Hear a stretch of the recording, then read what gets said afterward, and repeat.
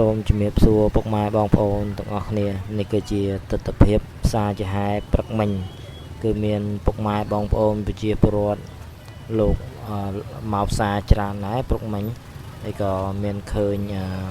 ពុកម៉ែបងប្អូនគឺមកស្រុកបដើហើយផ្សារព្រឹកមិញរៀងស្ទះដែរពុកម៉ែបងប្អូនគឺបានខាងកងកម្លាំងអធិការដ្ឋាននគរបាលស្រុកកោះស្ទឹងសហការជាមួយប៉ុស្តិ៍នគរបាលរដ្ឋបាលពីមប្រភ្នោះបានចោះជួយសម្រួលចរាចរណ៍នៅក្នុងផ្សារជាហែគឺព្រឹកមិញហ្នឹងគឺ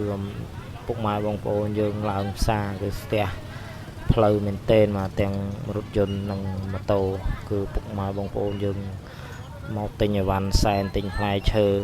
រៀបចំទទួលទេវតាឆ្នាំថ្មីប្រពៃណីជាតិយើងខាងមុខហ្នឹងគឺស្អែកនឹងហើយគឺទេវតាចុះវេលាម៉ោង10:48 នាទីព្រឹកអញ្ចឹងពុកម៉ែបងប្អូនព្រឹកនេះក៏ដូចជាល្ងាចហើយស្អែកមកព្រឹកទៀតគឺឡើងផ្សារទិញអីវ៉ាន់សែនច្រើនមែនទែនល្ងាចនេះប្រហែលជាពុកម៉ែបងប្អូនយើងរួចរាល់ពីការងារក៏ដូចជារួចរាល់ពីការសិក្សាគឺចេញមកទាំងល្ងាចចេញមកទាំងយប់ហើយដោយសារតែស្អែកព្រឹកហ្នឹងគឺសែនទេវតាឆ្នាំថ្មីអញ្ចឹងក៏សូមពុកម៉ែបងប្អូនធ្វើដំណើរដោយសុវត្ថិភាពនិងចេះយោគយល់គ្នាក្នុងការបើកបរក្នុងការធ្វើដំណើរបាទយើងខ្មែរស្រឡាញ់ខ្មែរអញ្ចឹងយើងនៅលើដងផ្លូវដូចគ្នាអញ្ចឹងចេះជួយគ្នាអធ្យាស្រ័យគ្នាទៅវិញទៅមកដើម្បីពុកម៉ែបងប្អូនយើងមកលេងស្រុកគាត់មានសុវត្ថិភាពតាមផ្លូវក្នុងឱកាសចូលឆ្នាំថ្មីប្រពៃណីជាតិខ្មែរខាងមុខនេះសូមជូនពុកម៉ែបងប្អូនទាំងក្នុងស្រុកនិងក្រៅប្រទេសសូមឲ្យជួបតែសេចក្តីសុខសេចក្តីចម្រើន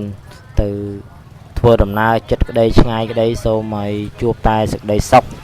សុវត្ថិភាពទាំងអស់គ្នាមកលេងស្រុកក្តីទៅជួបជុំពុកម៉ែបងប្អូនក្តីទៅដើរលេងក្តីបាទសូមឲ្យធ្វើដំណើរចិត្តក្តីឆ្ងាយក្តីសុខសុវត្ថិភាពទាំងអស់គ្នាហើយសូមបើកបរប្រុងប្រយ័ត្នចេះអធ្យាស្រ័យ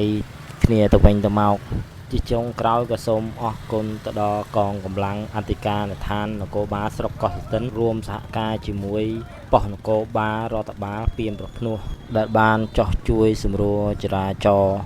នៅក្នុងផ្សារជាហែដើម្បីឲ្យពុកម៉ែបងប្អូនយើងគាត់ងាយស្រួលធ្វើដំណើរទៅមកកុំឲ្យស្ទះចរាចរណ៍នៅក្នុងផ្សារអញ្ចឹងសូមអរគុណពុកម៉ែបងប្អូនទាំងអស់គ្នា